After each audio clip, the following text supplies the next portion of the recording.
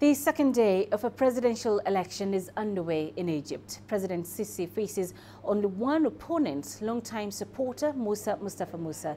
The voter turnout is being closely monitored. Authorities hope the three-day voting will encourage citizens to participate. Voter turnout will likely be used to measure the amount of support President Sisi has as he enters his second term. CGTN's Adel Mahroui has been closely following the presidential poll. He joins us live from Cairo. Adel, what's the latest on this second day of the presidential poll in Egypt? Is there an indication of how the turnout will be?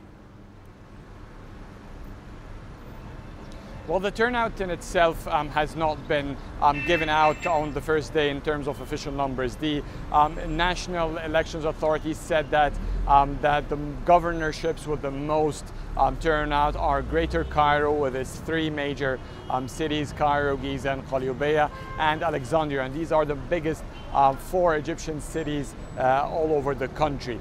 But in terms of the smoothness of the vote, it has been going quite well.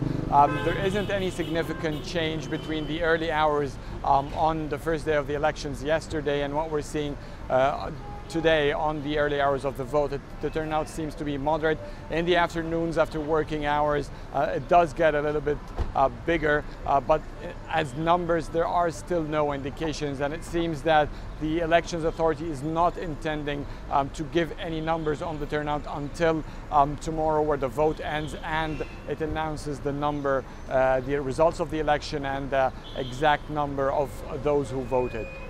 Adel, how is the voter turnout likely to impact perceptions about the legitimacy of a Sisi re-election?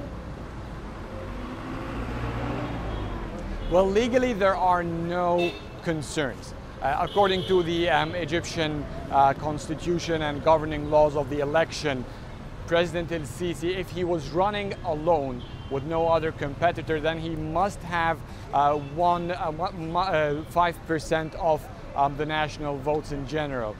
So that out of the 60 million, we're talking about roughly 2.7 to 3 million votes. That if he was just running alone. But now that there is a competitor, that number is no longer into consideration. I mean, if only 1 million Egyptians go to the vote, it is legally acceptable. But in terms of national popularity, in terms of criticism from some politicians, or in terms of how the world would see the results, of course there is a very stress on how many people support the Egyptian president, which always is a justification to the extreme measures that the government has been taking in terms of austerity measures economically and in terms of security measures against the threat of terrorism. So these are always the justifiable causes when it comes that the president has huge popularity. And this is what is actually in the test during this vote, is how many Egyptians will go and give his vote.